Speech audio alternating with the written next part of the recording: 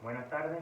Mi grupo está conformado por Bárbara Costa, Nelly Carrizo, Nervinson Pernia, Silvia Bor, Raúl Machado, Oriana Pacheco, Bárbara Costa, Gabriela Termoto, Angie Laino, Victoria Monroy, Ana Iris Puente y mi persona, José Corrales.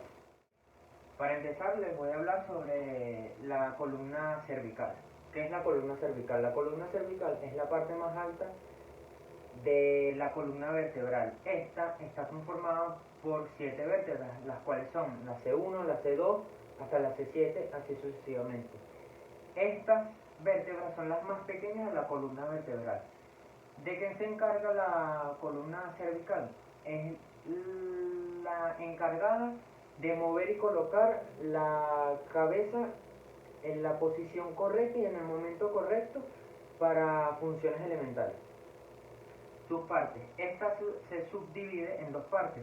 La región cervical superior se divide entre la C1 y la C2, que vendrían siendo, la C1 vendría siendo el atlas y la C2 vendría siendo el axis. Y la parte inferior vendría siendo desde la C3 hasta la C7. Sus funciones.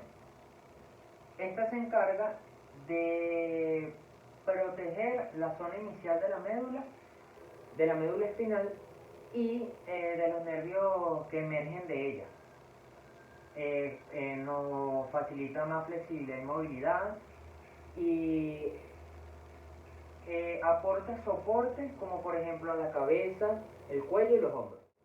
Ahora hablaré sobre el atlas, el mencionado ya atlas, que es la primera vértebra de la columna cervical, que por ser así es la denominada C1.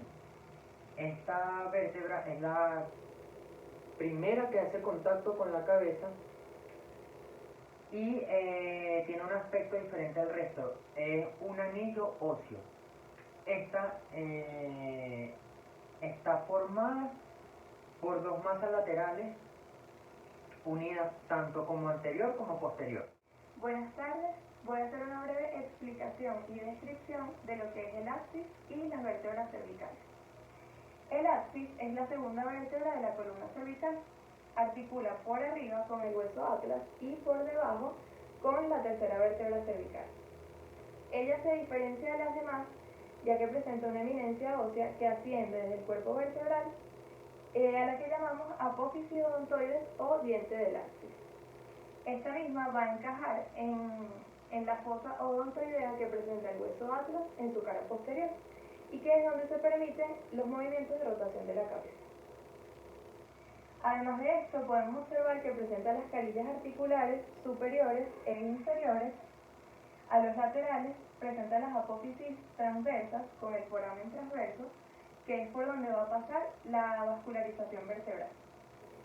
El foramen vertebral es más estrecho que en el atlas y por ahí es por donde pasa la médula espinal. También tenemos a cada lado las láminas, que son estrechas, y la apófisis espinosa, que presenta una bifurcación en su punta. En cuanto a las vértebras cervicales, ellas son las primeras 7 vértebras que conforman una de las porciones de la columna vertebral. De ellas, las primeras 2 son diferentes y son lo que conocemos como atlas y axis. Las 5 restantes son bastante similares entre sí y podemos observar que ellas tienen un cuerpo vertebral de forma cuadrangular. A los laterales, las apófisis transversas con el foramen transverso, igualmente para la vascularización vertebral. El tubérculo anterior y posterior también presentan, por otro lado, las carillas articulares superiores e inferiores destinadas a articularse con la vértebra vecina. Tiene un foramen vertebral de forma triangular, las láminas de cada lado y una apófisis transversa que es más corta y es bifurcada en la punta igualmente. Articulación occipitoploidea. La articulación occipitoploidea tiene sus superficies articulares son los cóndilos del occipital y las cavidades del atlas. Esta articulación tiene una cápsula intermedia tiene fibrocartílago, es de tipo de artrosis bicondilia. Sus grados de movimiento, tiene 3 grados de movimiento, los cuales son flexión, extensión, inclinaciones laterales y rotación. Por proceder estos 3 grados de movimiento se considera triaxial, ya que se mueve en 3 planos y 3 ejes. La articulación atloidoascoidea. Sus superficies articulares son las carillas inferiores del atlas y las carillas superiores del axis. Esta tiene una cápsula densa. Sus movimientos son de desplazamiento y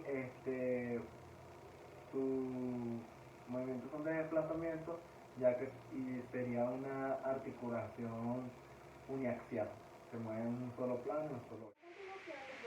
Sobre la articulación atloido-odontoidea. Es una articulación axial a la que la apófisis odontoide sirve de eje, relacionándose con la cara interna del arco anterior del atlas, a través de la carilla articular situada en la parte anterior de la odontoide. Ligamentos del raquis cervical superior. Son 3 ligamentos: ligamentos occipitales, ligamento transverso, ligamento medio y lateral. Buenos días, mi nombre es Anaís Puente. Hoy le vengo a explicar el movimiento de flexión y extensión del raquis cervical. El segmento cinético es la unidad del movimiento general de raquis. La movilidad general de raquis es la suma de todos los movimientos parciales de todos los segmentos cinéticos que la forman. La flexioextensión se realiza a través de un eje transversal que pasa por el núcleo pulposo y los agujeros de conjugación o la parte media de la apófisis articular inferior. En la flexión del raquis, la sifosis dorsal aumenta en tanto que la lordosis cervical y lumbar disminuyen o se invierten los cuerpos vertebrales. Se aproximan vertebralmente en tanto que el cuerpo vertebral superior sobresale. Con respecto al inferior, en cada segmento cinético, las apófisis espinosas se separan de la distensión de los ligamentos vertebrales común, posterior, interespinoso y supraespinoso, de la parte posterior del anulis y del manguito interapofisario, y la elasticidad de los ligamentos amarillos limitan este movimiento. En la extensión del raquis disminuye la sifosis, aumenta la apófisis, la lordosis. Se aproximan las apófisis espinosas y los cuerpos vertebrales por detrás, ampliándose el espacio intervertebral por delante.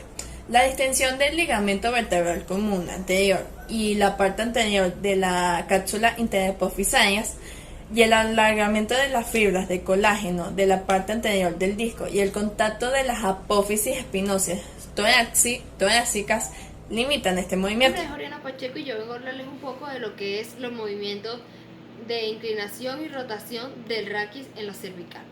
¿Qué es? La columna vertebral o raquis es un largo tallo ubicado en la línea media y parte posterior del tronco. Reposa sobre la pelvis y se extiende a lo largo del cuerpo hasta la cabeza. Se encuentra formada por piezas óseas llamadas vértebras que se hallan ubicadas e unidas entre sí a través de las articulaciones apofisiarias vertebrales. Queremos explicarles un poco lo que es el movimiento de inclinación. Se hace de la siguiente forma. Estamos en posición anatómica y se inclina de la siguiente forma a tu lado izquierdo y derecho. Para apreciarlo mejor lo vamos a hacer por nuestra parte posterior.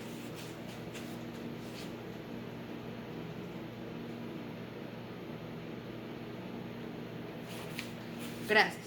Hola, mi nombre es Victoria Monroy y les vengo a hablar un poco más sobre lo que son los movimientos de inclinación y de rotación del raquis cervical. Los músculos que se comprometen en este movimiento son el esternocleidomastoideo, el recto anterior de la cabeza, el recto lateral de la cabeza, el largo de la cabeza, el largo del cuello, el escaleno anterior, el escaleno medio y el escaleno posterior. El movimiento de rotación se hace del lado derecho al lado izquierdo de esta manera. Y ahora lo haremos por la parte posterior.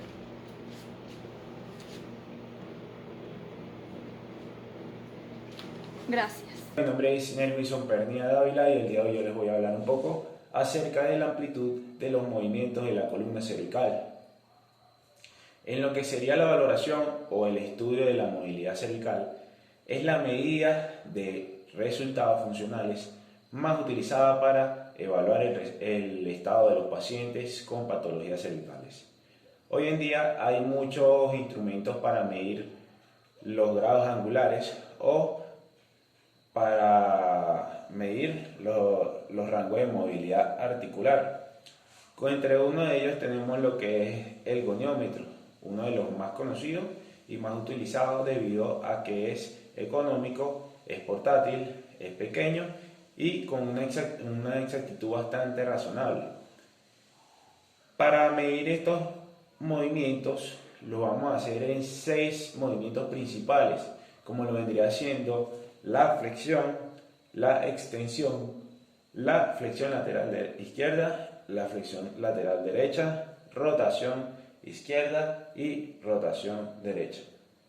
Ok, para decir que una persona está totalmente sana en cuanto a su columna cervical, hay unos grados de amplitud de los cuales vendrían siendo los rangos normales de movilidad, y entre ellos sería, para la flexión, sería hasta un aproximado de 45 grados, vendría siendo lo normal. La extensión entre 45 y 50 sería lo normal para la rotación izquierda y derecha, para cada una debería ser un aproximado de 60 y 60.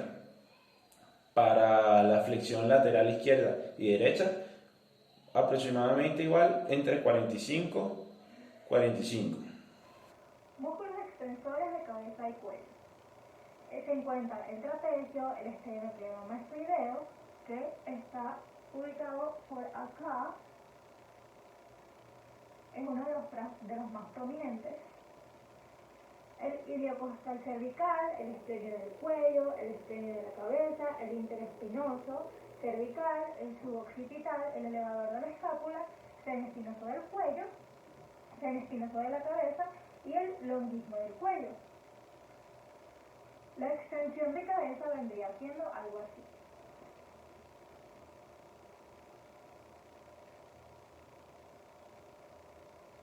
El máximo puede llegar hasta acá.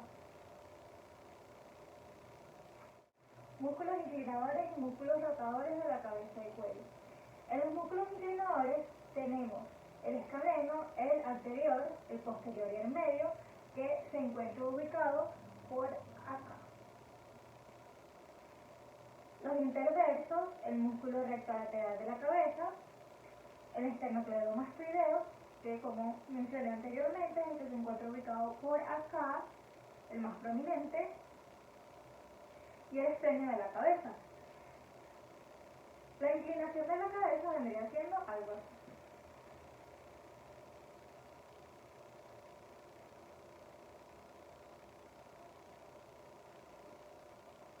Los músculos rotadores de la cabeza y cuello. Se encuentra el músculo recto posterior mayor y menor de la cabeza, el oblicuo interior y superior de la cabeza, el esplenio, el esternocleidomastoideo, el escaleno, el trapecio en la porción superior y el elevado de la escápula. Cabe destacar que estos músculos no solo tienen la acción rotatoria, sino también la inclinadora, es decir, al hacer movimiento rotador y el inclinación, estaríamos utilizando los mismos músculos. El movimiento de rotación vendría siendo así.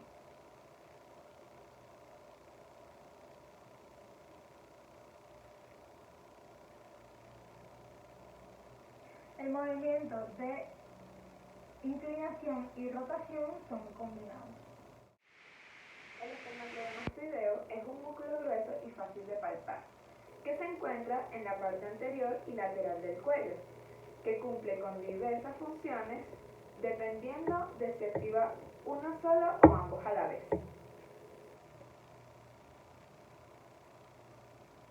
Acción bilateral, flexión de la columna cervical, y su acción unilateral inclina la cabeza hacia el hueso que se contrae y dirige el mentón hacia el lado opuesto.